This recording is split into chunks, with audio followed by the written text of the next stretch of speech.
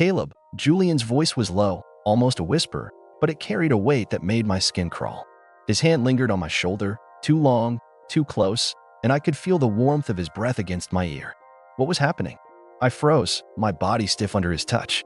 My mind raced, trying to make sense of the moment. This wasn't how it was supposed to be. He was my father. I had come home for the summer, expecting the familiar warmth of family, but instead, I found myself in a situation I couldn't comprehend. The first day back had been normal enough. I walked through the front door, my suitcase trailing behind me, and was greeted by the familiar scent of home, wood polish, and faintly of my mother's lavender perfume. Julian appeared from the kitchen, his face lighting up at the sight of me. "There he is," he said, pulling me into a tight hug. It felt good, normal. But as the days passed, I began to notice subtle changes in his behavior. The way he looked at me, the way his hands lingered on my back or shoulder a little too long. He started making comments, innocent at first, but they carried an undertone I couldn't quite place. "You've grown so much," he told me one evening as we sat on the porch, the sun setting behind the trees. His eyes were on me, studying me in a way that made me feel exposed. "You're not a boy anymore, Caleb." I laughed it off, brushing away the unease that crept into my chest. "He's just proud," I told myself. "He's just happy to have me home." But the tension grew. The way he stood too close when we talked, the way his voice dropped when he said my name. It was subtle, almost imperceptible, but it was there. And then, one night, it escalated. "Caleb, come here," he called from the living room. I hesitated for a moment before walking in, finding him sitting on the couch, a glass of whiskey in hand. His eyes were soft, almost sad, as he patted the spot beside him. "Sit," he said, his voice gentle. I obeyed, sinking into the soft cushions. For a while, we sat in silence, the only sound the ticking of the clock on the wall. Then he reached over, his hand resting on my thigh. Just a friendly gesture, I told myself. But his fingers began to move, tracing small, deliberate circles on my leg. My heart pounded in my chest. What was happening? I wanted to move, to push his hand away, but I felt frozen, unable to react. His touch was warm, almost comforting, but it wasn't right. "Julian," I said, my voice trembling. He didn't respond, his eyes locked on mine, filled with something I couldn't decipher. His hand moved higher, and I felt a wave of panic rise in my chest. "Julian, stop," I said, louder this time, my voice breaking. He paused, his hand still on my leg, and for a moment, I thought he would listen. But then he leaned closer, his face inches from mine. "It's okay, Caleb," he whispered, his breath hot against my skin. "It's just us. There's nothing wrong with this." Before I could respond, the sound of the front door opening jolted us apart. Olivia's voice echoed through the house, cheerful and oblivious. "Caleb? Julian? I'm home."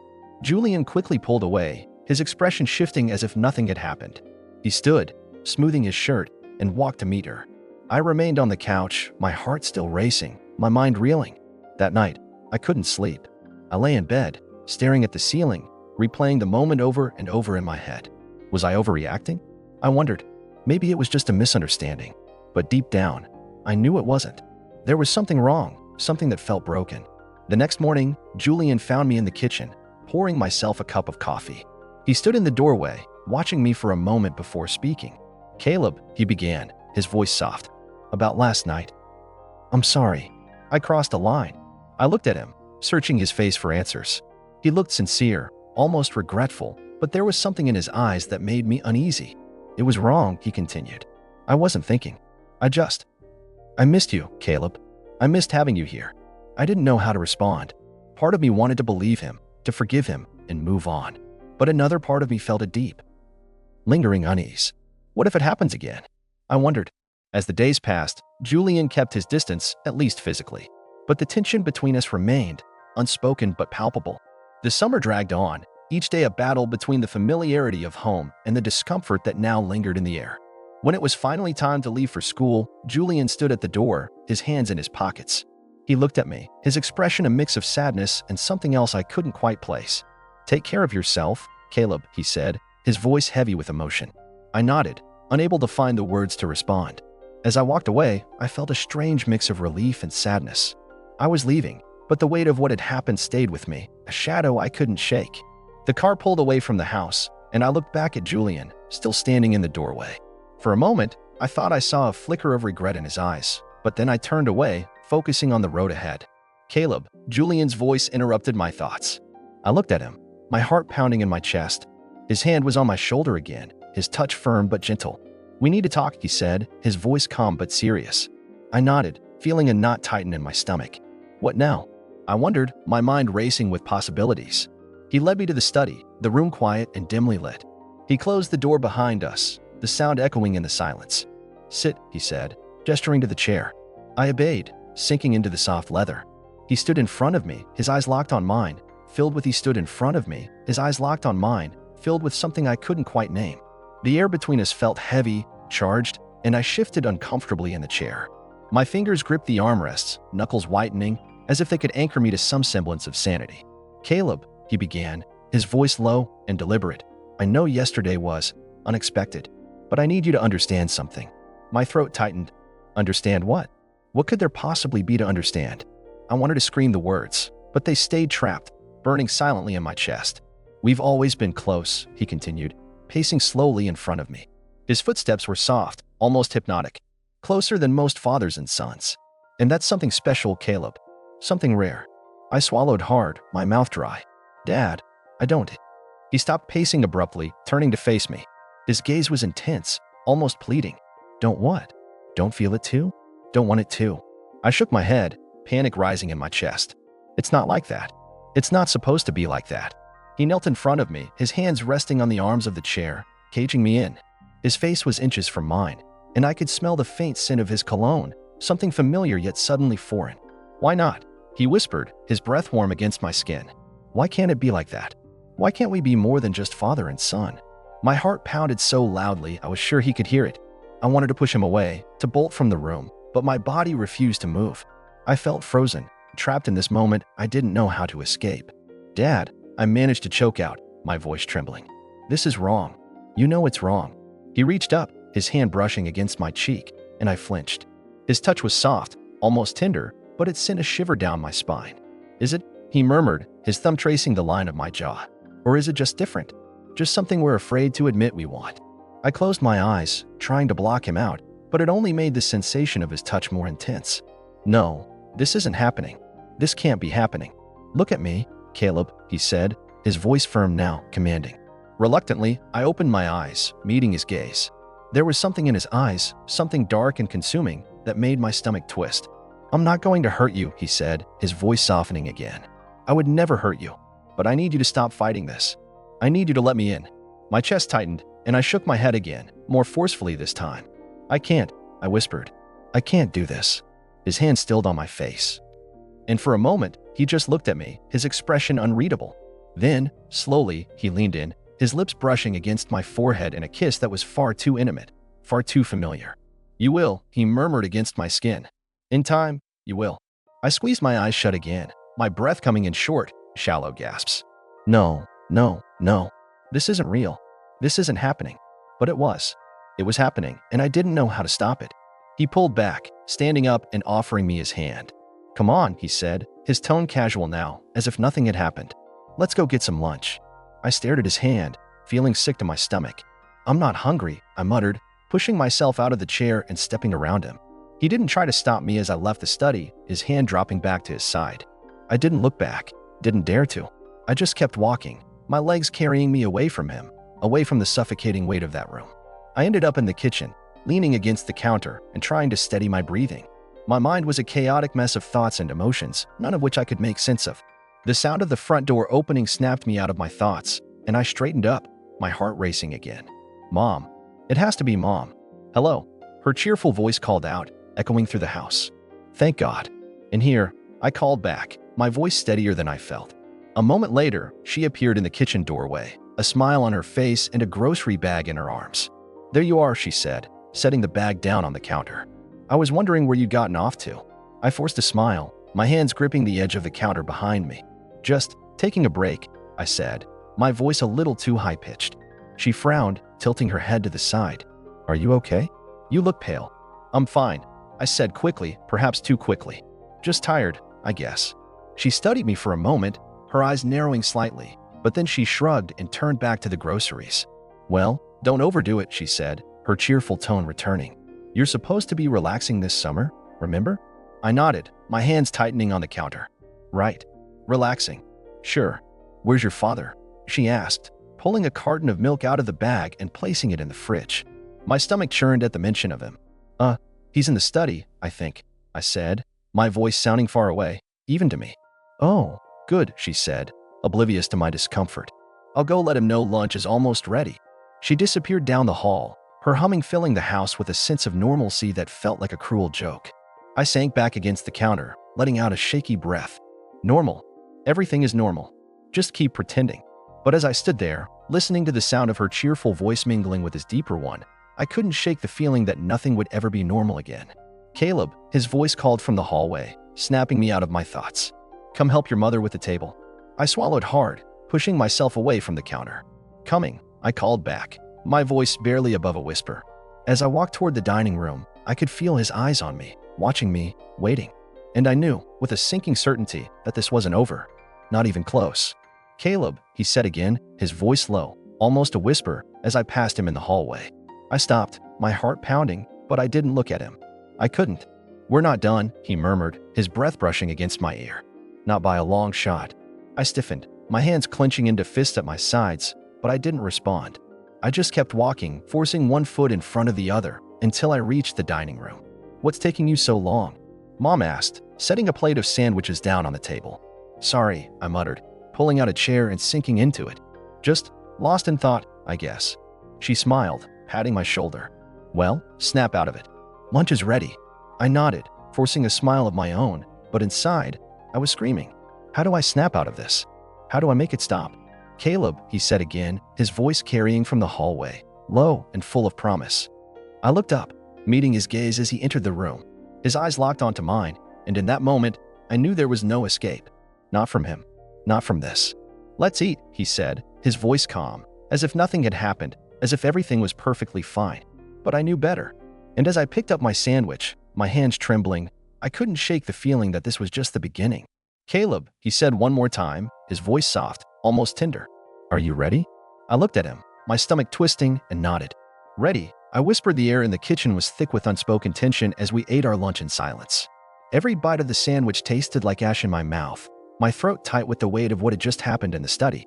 Julian sat across from me, his demeanor calm and composed, as if the conversation we just had was nothing more than casual small talk.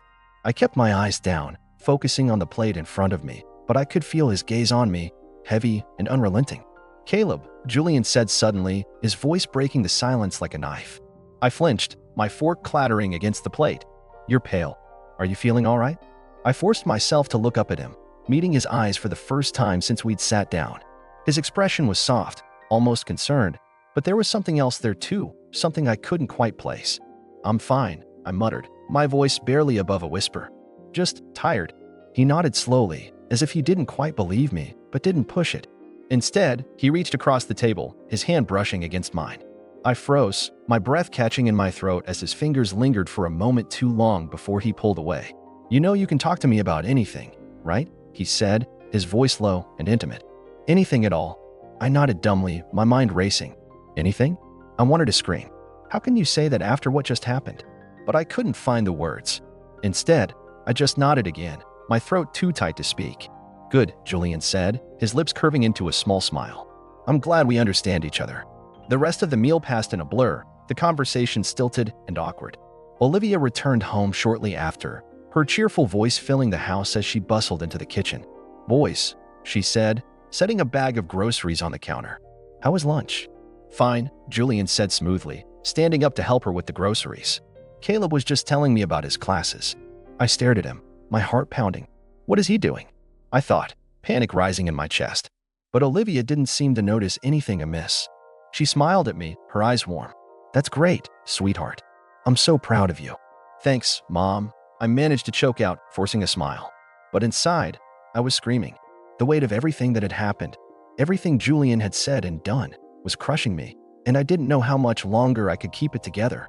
As the afternoon dragged on, I found myself retreating to my room, desperate for some space to process everything. But even there, I couldn't escape the suffocating tension that seemed to permeate the house. Every creak of the floorboards, every footstep outside my door, sent my heart racing. I felt like a prisoner in my own home, trapped in a situation I didn't know how to navigate. The knock at my door came just as the sun was beginning to set, casting long shadows across my room. I froze, my breath catching in my throat as I stared at the door. Caleb. Julian's voice was soft, almost gentle. Can I come in? I didn't answer right away, my mind racing. What does he want now? I thought, my stomach twisting with dread. But I knew I couldn't ignore him. Yeah, I said finally, my voice barely audible. The door creaked open, and Julian stepped inside, closing it softly behind him. He was holding a glass of water, which he set on my bedside table before sitting down on the edge of my bed. For a moment, he just looked at me, his expression unreadable. Then he sighed, running a hand through his hair. Caleb, he said quietly, I need to talk to you. I swallowed hard, my heart pounding in my chest. About what? He hesitated, his eyes searching mine. About us, he said finally, his voice barely above a whisper. About what's happening between us. I stared at him, my mind racing. What's happening between us? I thought, panic rising in my chest. What does that even mean? But before I could respond, he continued. I know this is unconventional, he said slowly, his eyes never leaving mine. But I can't help how I feel. And I think you feel it too. I shook my head, my throat tight. No, I don't know what you're talking about, I stammered, my voice trembling. Julian reached out, his hand brushing against mine. I flinched, but I didn't pull away. His touch was warm, almost comforting, but it sent a shiver down my spine. It's okay, he said softly. You don't have to be afraid. I'm not going to hurt you. I looked at him, my mind reeling. Isn't that exactly what you're doing? I wanted to scream, but I couldn't. Instead, I just sat there, frozen, as he leaned in closer, his breath warm against my skin. Caleb, he whispered, his voice so soft I could barely hear it. I need you to understand. This isn't wrong. It's just different. I shook my head again, tears pricking at the corners of my eyes. I don't know, I whispered, my voice breaking. I don't know what to do. Julian's hand tightened around mine, his grip firm but not painful. You don't have to do anything, he said softly. Just trust me. Okay.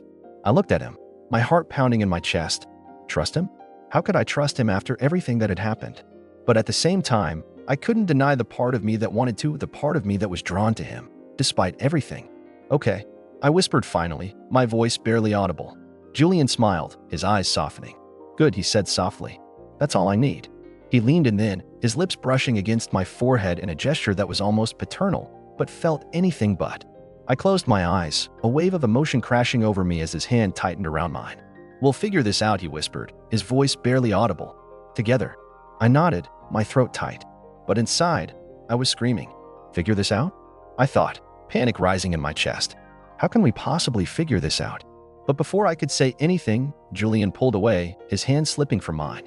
Get some rest, he said softly, standing up. We'll talk more later.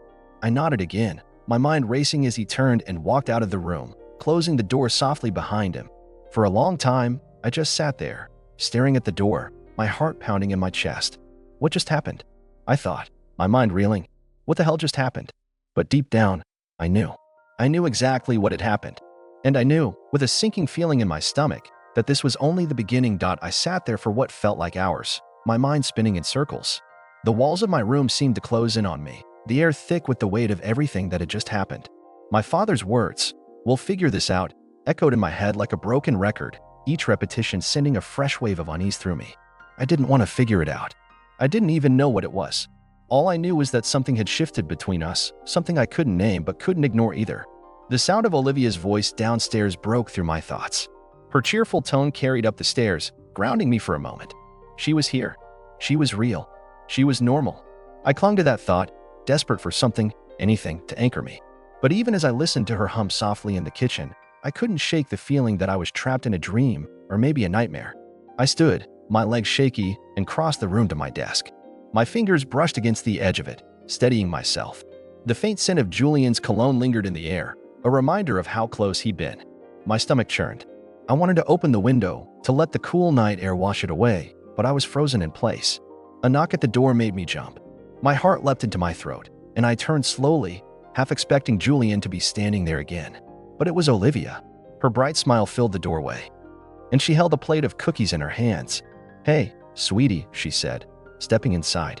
"I thought you might want a snack. You looked a little stressed earlier." I forced a smile, taking the plate from her. "Thanks, Mom." She tilted her head, studying me. "You okay? You seem off."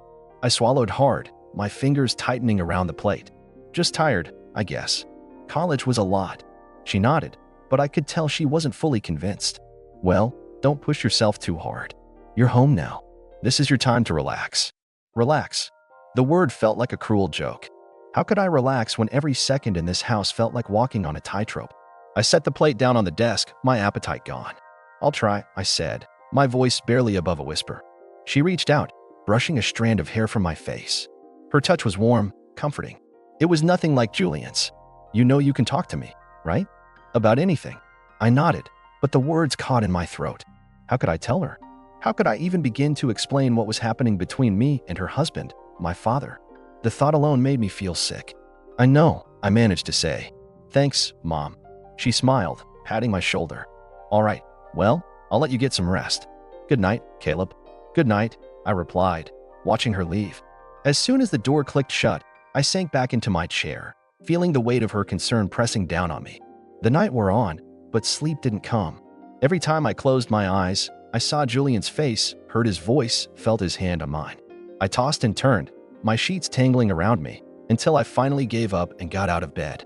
The house was quiet, the only sound the ticking of the grandfather clock in the hallway. I crept downstairs, my footsteps soft against the wooden floor.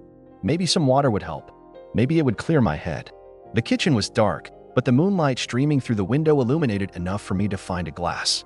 I filled it at the sink, the cool water offering a small sense of relief. As I set the glass down, movement in the corner of my eye made me freeze. Julian was standing in the doorway, his silhouette framed by the dim light from the hallway. My breath hitched, and I gripped the edge of the counter for support. Caleb, he said softly, taking a step toward me. What are you doing up? I swallowed hard, my throat dry despite the water. Couldn't sleep. He moved closer, his presence filling the room. The scent of his cologne washed over me, and I fought the urge to step back. Me neither, he murmured, his voice low and intimate. Maybe we're both thinking about the same thing. I shook my head, my heart pounding. I don't think we are. He was in front of me now, his hand reaching out to brush against my arm. The touch sent a shiver down my spine, and I pulled away instinctively. Don't, I whispered, my voice trembling. Please. His hand fell back to his side, but he didn't move. Caleb, I know this is complicated, but we can't keep ignoring it. You feel it too, don't you? I stared at him, my mind racing. Did I? There was something, yes, but it wasn't what he thought. It wasn't this twisted, confusing mess he was trying to drag me into. I don't know what I feel, I admitted, my voice breaking. But this isn't right. He sighed, his expression softening. Right and wrong aren't always so clear, Caleb. Sometimes we have to follow our hearts, even if it's difficult.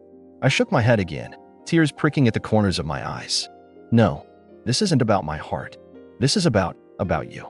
And I can't do this. He reached for me again, but I stepped back, putting the counter between us. Please, I said, my voice firmer now. Just go. For a moment, he looked like he might argue, but then he nodded, his shoulders slumping. All right, he said softly. But this isn't over, Caleb. Not yet. He turned and walked away, his footsteps fading into the silence. I stood there, my hands clenched into fists, until the sound of his door closing upstairs told me he was gone. I let out a shaky breath, leaning against the counter for support. My legs felt like they might give out at any moment. The kitchen, once a place of warmth and comfort, now felt suffocating. I needed air. I needed space. I grabbed my keys from the hook by the door and slipped outside, the cool night air hitting me like a wave. The stars above were bright, but they offered no comfort. I walked to the end of the driveway, my hands shoved deep in my pockets, and stood there, staring at the empty road. What was I supposed to do? How was I supposed to fix this? I didn't have any answers, only questions that twisted and turned in my mind like a maze with no exit. The sound of the front door opening made me turn. Julian stood there, his silhouette outlined by the light from the house. My heart sank. Caleb, he called, his voice soft but insistent. Come back inside. We need to talk.